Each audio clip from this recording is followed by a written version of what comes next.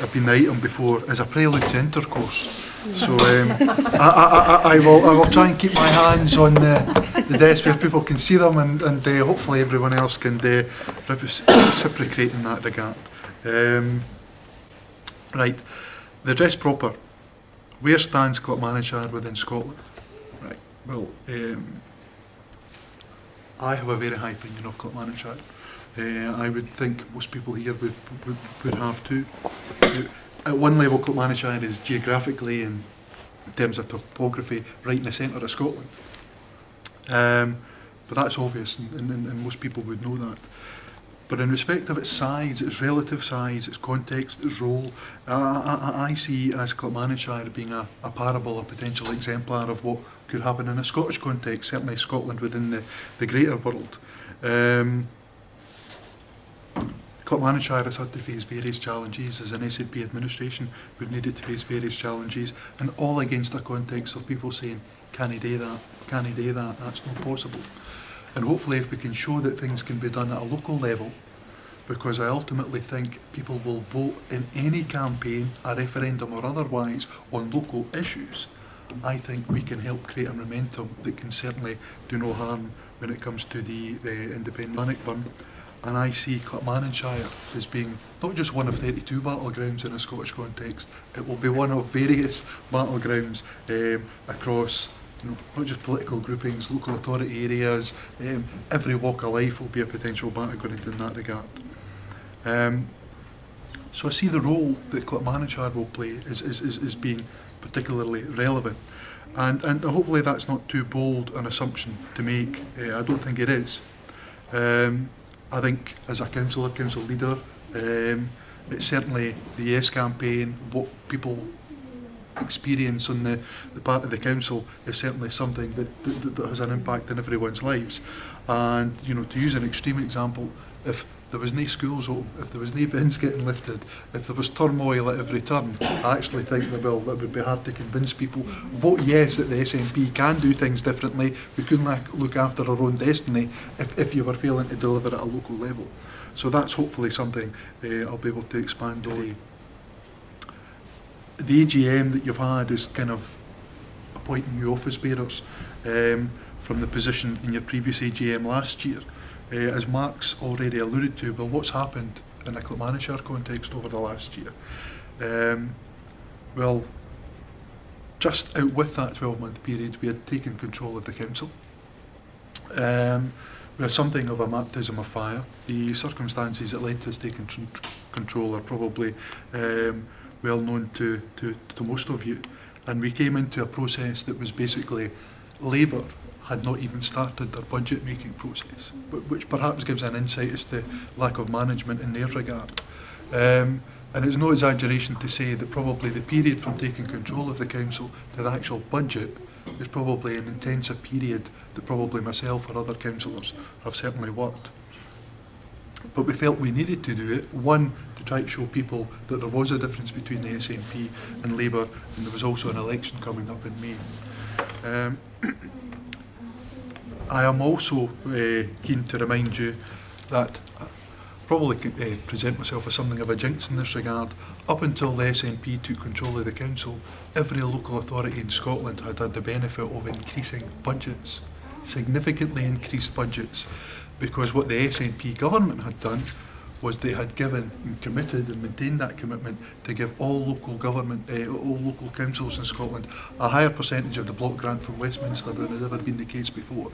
That had been the history that Labour had enjoyed locally, and notwithstanding that, they'd managed to fritter it into £10 million black holes, paying millions back to Europe in respect of Kilncraigs, various other things that when you add up, we would have seen percentage increases in council tax, I reckon about 25%. It literally was, what we inherited was not a great state of affairs. And to bring it back again to the Yes campaign and perhaps a broader relevance, I think everyone associated with the council was keen to show we are different. It's not just a yellow badge instead of a red badge. We can do things differently. And I think that's one of the ways that Clackmannanshire can be an exemplar. If Clackmannanshire can do it differently in a Scottish context, surely Scotland can do it different within a UK, a European and a world context. Certainly at a personal level, I was keen to show that put some ground, some distance between myself and Bobby McGill and try to show some difference there, and hopefully that's been managed over the year. So things that we did last year, and there's too much to go on. We froze the council tax, we increased local investment, where previously there had been disinvestment. We reduced the council's borrowing. Clackmannanshire Council had one of the highest levels of debt in Scotland, right? It's shocking, 175, 180 million pounds for a local authority the size of Clackmannanshire.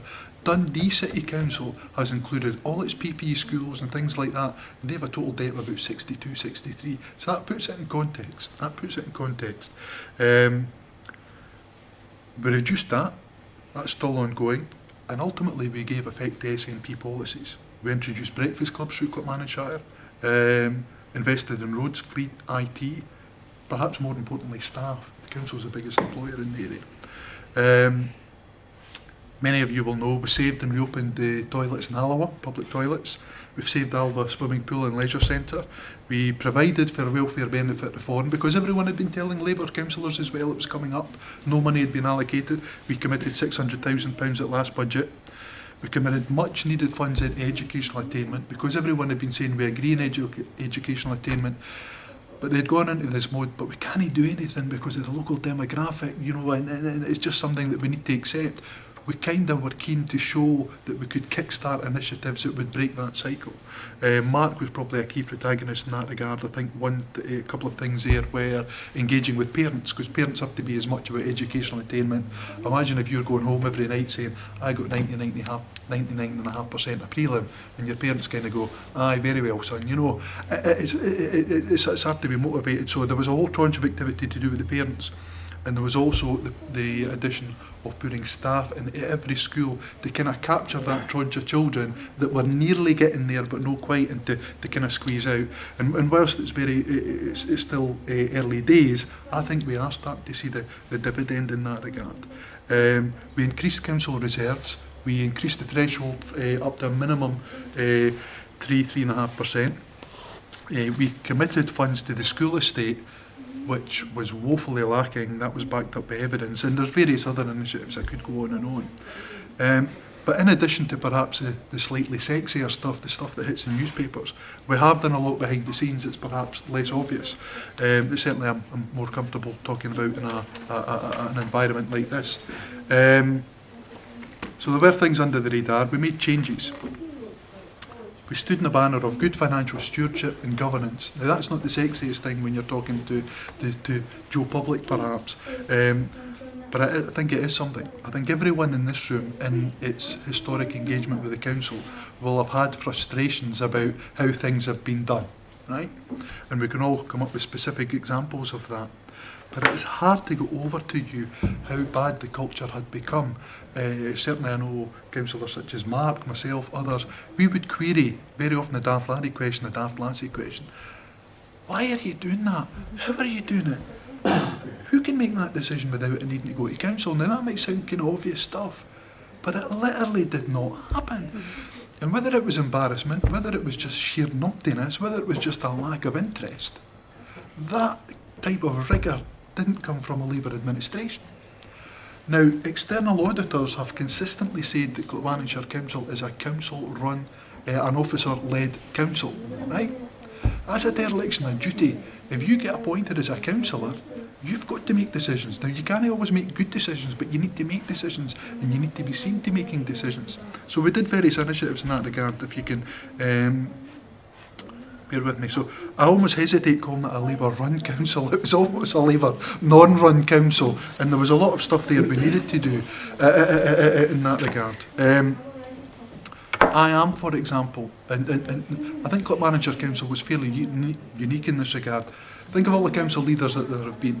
I am the first council leader of Clackmannanshire Council that has been able to sign off a certificate of assurance in respect of the council's accounts. No one has been able to do that previously. That's kind of shocking. We're talking £130 million worth of local money that no one has been able to give a degree of assurance to, because systems weren't in place, processes weren't in place, there wasn't that kind of audit trail of how things were done. And ultimately, it's hard talking about that in the kind of hypothetical context, but that is probably the key reason why, you know, all of these issues that we've all faced, came to fruition. So hopefully what the SNP Council were keen to do was actually bring leadership. Not just myself, but the whole group of councillors was keen to bring leadership. And I think we have done that. I accept Rome wasn't built in a day and there are other things that we need to do in that regard, but we have made a significant increase in efforts in that regard, which are already being commented on by the Council's previous external auditors and the current lot. I've given the example about being able to sign a certificate of assurance for the Council. The Council didn't have a prosecution policy. So if there were officers, and there have been over the years, who perhaps have done things that they shouldn't have done and money's gone awry and all of this, rather than just leave and walk out the door with a reference and a mutual, we won't prosecute you if you don't make a big hoo-ha about it, I don't think that's acceptable. So we've brought in a prosecution policy, and you might kind of go, so what, is that not what everyone else should be doing? Well, I agree with you, I think the Council group agreed with you, but what we picked up from Labour in particular during that exercise is they didn't want that type of thing to be done. I think they like to be, things to be done under the radar. Suppose the other thing we did in respect to is we were keen to underpin every aspect of council work being done in an open forum, right? And the amount of resistance that the SNP had to bringing in a committee structure, it's hard for me to try to go over to anyone in this room. Mark might, and possibly Ellen might have an insight in that regard. But it's just Labour opposed it at every step of the way. And part of the reason for that is it would mean they would need to do slightly more work. And that ultimately was probably as good an argument. There was also a serious point too. I think it had been done by design, and I think others agree with me in that regard. Right, most people will know I'm council leader. Ellen is convener of education, sport and leisure, and the various roles that all councillors, SNP councillors, play within the council. Before, I think there was an intention to try to obfuscate what councillor was responsible for what activity. So there were portfolios which had names that I don't think, I couldn't even understand. Councillors couldn't understand. Senior management couldn't understand. But whoever created it, I think it's one of these things. It's like many things with the council. There's layer and layer and layer and layer of historical accident, and it's actually we are in the process of trying to peel back these layers, and it does take time, and it is frustrating, and it is a bit of a pain. But we're committed to doing it, and we will get there. So what happened in terms of the council scheme of delegation, which again was very woolly in vague? It did occur to me, it is fine arguing for a committee structure when you're in opposition. The proof of the pudding is we're in administration and we've still been big enough and ugly enough to commit to a committee structure. Will it be a pain at times? Of course it will. But I think it will be a critical conscience, if not a critical friend, that whole dynamic. If people want to say, what about this, what about that, I think we'll be better for it. So that's just to give you an example of the kind of things that have been done. The other thing that we've done at Clackmannanshire, and I'm particularly proud of this, is we've given effect wholeheartedly to SNP publications and SNP policy. It has stuck in the craw of Labour and the Conservative in particular. If I give an example, at the last local government election, there were 2 local government manifestos. There was a local one, taking Clackmannanshire forward, and there was a national one, making Scotland better. It's no coincidence that the council's corporate plan and each of the council's corporate policies are branded under the banner, taking Clackmannanshire forward. And everyone knows it is given effect to a local SNP manifesto. That's how it should be. We've stood in a banner, we'll do X, Y and Z, it becomes a council's policy, it becomes a corporate plan, that is the kind of contract you will hold us to account. So that's that. In respect of the national local government manifesto, we have a huge multi-million-pound business improvement agenda, which will see services improving and things done differently. And that's called making Clackmannanshire better rather than Scotland. But it is showing that we can do things differently. And we'll hopefully give examples of that. I don't think the SNP have a monopoly on things that are innovative or creative. I just think there's an open-mindedness to be able to do things differently. And what we hit, even at local level, was Labour resistance to, you can't do that, you can't do that. So if I can give you some examples. Even this year, in the context of a £7.5 million funding gap, we froze council tax, froze school meal charges, we protected everyone on the whole from less than RPI increases, we protected the third sector that we engage with, we had real engagement for the first time, it was commented with the staff. We increased the council's reserves last year by 34%. In our reducing budget, we increased reserves by 34%. We were ended up with £9.1 million in reserves. So we used £1.5 million of that to smooth over the transition of some of the schemes we were bringing in. So we've still got things like breakfast clubs, community improvements, first salary increases for staff. We brought in a £3 million local authority mortgage scheme. Because if people can't get mortgages because they've not got a deposit, there's things that we can do there to stimulate local economy, house builders, jobs and so on. We doubled nursery teachers in Clackmannanshire because that was one of the silent cuts that Labour brought in 2 budgets ago. They cut the amount of nursery teachers' behalf. How can you stand up in a public forum and say you believe in getting it right for every child, for every intervention, and then take away nursery teachers?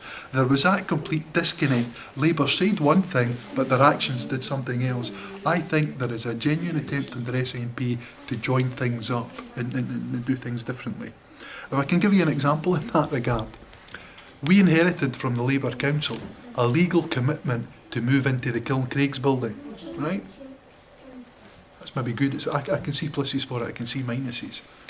But one of the downsides is Greenfield, which is probably an iconic building in Alloa, is going to be left empty. And if that becomes derelict and dilapidated, it's going to be a kind of, an iconic, quagmire for Clackmannanshire. People are going to look at that and say, does that represent what this county is all about? So we're moving it down to Kilncraigs. But what's interesting is they legally committed us to doing that. We can't get out of that. That's been looked at. But no one had put the money aside to pay for it. All they had said, we're moving into Kilncraigs, and in 2018-19 we'll need to come up with millions of pounds to pay for it. They hadn't even put the money aside. So it's us at the last budget that have found millions of pounds to pay for that. Right? That shows you they can't even see things through. Another example of Labour's complete inability to be able to manage things is we had to provide flexibility in the last budget because we are now advised that because of lack of capacity in the 3 new secondary schools in Clackmannanshire, we are going to have to build a 4th secondary school. That's shocking. So at the cost of £75 million, which is going to be about £280 million at the time all the schools are paid back, that's not even enough. And we're going to have to go out and build a 4th one. Now, there might be things that we can do there, whether it's a 5th, 6-year college. I don't know, I'm going to be fairly open-minded. But that just shows you the lack of ability to have any foresight as to how this council operates in the future. It's been short-termism all of the time. And I think that's only recently come out, and when that continues to come out, I hope there is a backlash against the former administration. And one other thing. We've had £7.5 million less funding shortfall last year, a £7.5 million funding shortfall this year. This is the first time in history, and that's a bold statement, but it's backed up.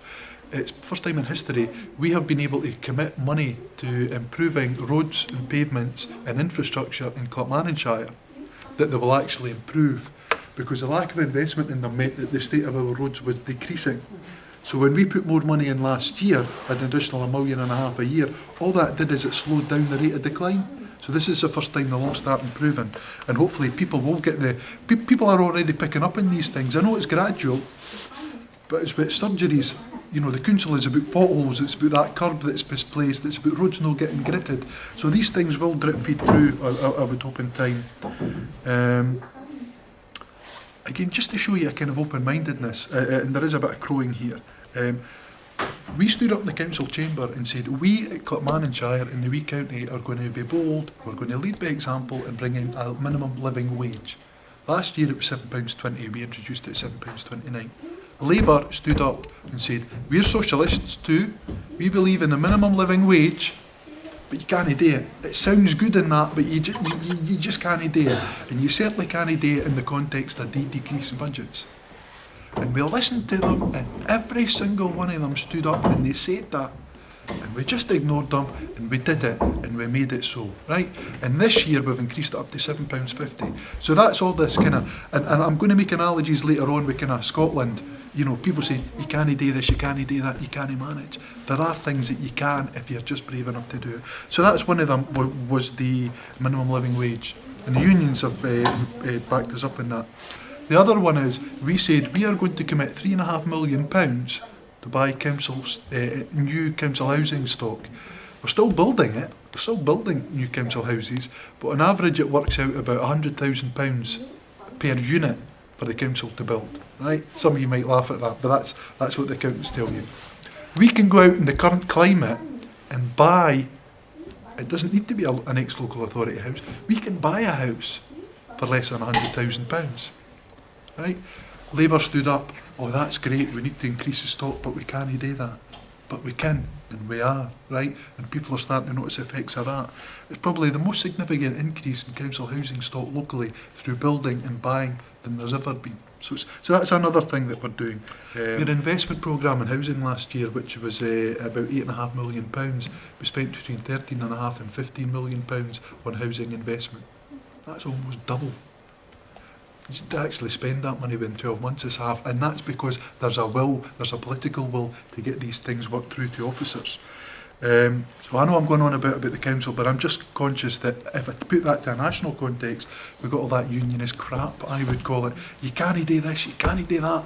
Oil, you can't rely on oil because, you know, on the one hand it gives us more money than we should have, but you can't rely on it because it's volatile, as was already alluded to. You know, we're going to be too poor to do this, but at the same time we'll be too rich and we'll need to pay back rebates and whatever. I read Alf Young in the Scotsman yesterday, and he actually said that what he thinks the public will do is they'll switch off to all of that. You know, I've said the council chamber before, if there are lies, damn lies and statistics, if the SNP were to come up with something saying, look, we will be £837 better off each as a result of oil, you'll either believe that or you won't. Or someone could come up and say Scotland's going to be worse off and be attacked by every country and invaded because you don't have a strong... You'll either believe that or you won't, right? It's almost done on a kind of faith basis. And what they are saying is what people will do is they will interpret the likelihood of the success of independence post a referendum on local issues and things that are affecting them day to day. So in that context, what's the role of Clackmannanshire within Scotland? Well, I would think hopefully it's a model of trying to go over to people. We can do it differently. I don't think I can overstate that. I've chapped doors at Holyrood, I've chapped doors at Westminster, I'll no doubt chap doors even more in respect of the yes referendum. And people will be saying, what about the school up the road? What about that park there? What about this? And I think that's a level of discussion will be had. Now, we've already shown that we can do things differently, and I think if we can go over at local level, if we were independent, we would be able to borrow money for this. If we were independent, we'd be able, if we can link everything at a local level, and there's an attempt to do that in Clackmannanshire, I think we'll be able to have a very, very high degree of success. And the other thing is, I rightly or wrongly have probably always perceived this area as being a default red area, right? And I think we're starting to show eventually at long last, I don't think that would be taken as for granted in Clackmannanshire. And if we can compound that dynamic here, we can surely compound that dynamic in a lot of places throughout Scotland. And in the run up to the referendum, you know, that's not insignificant. I'm going to try and wrap up, but perhaps if I can make a little allegory. I've already referred to Bannockburn, and Mark and I have no doubt had chats like this in this regard over a pint. So, you know, I expose myself to ridicule in sharing some of this to you. But if the premise of the talk is where stands a wee county within Scotland, well, I think the people of Clackmannanshire had an important role in the run-up to Bannockburn. And I don't think that's too bold an analogy to make. And in fact, large parts of the people of Clackmannanshire were asked not to go to Bannockburn. They were asked to hold fast, to stand where they were, just in case there was a pincer movement of English had been sent over at Queensferry and so on. So I've got this vision, a kind of 300-year-old equivalents to Joe, Matt, Julie, Eva, Mark, Ellen, myself, all standing fast and the fighting's going on at Bannockburn and we're getting messages, it's close, it's close, it's close. And eventually we hang off and we hang off and we've done our job. And so you can talk about all the women folk in the cooks, or you can talk about the Knights Templar coming over the brow of the hedge. I'd like to think it was the equivalents of people in Kilmarnockshire running to the battle 300 years ago, and that just tipped the edge. Now that might be a kind of broad premise to base anything on, but what I'm keen to say is I think Kilmarnockshire had a role then, and I think Kilmarnockshire has a role now. So hopefully that's addressed the topic I was tasked with presenting to, and if there are any questions I would be happy to take. I really enjoyed that.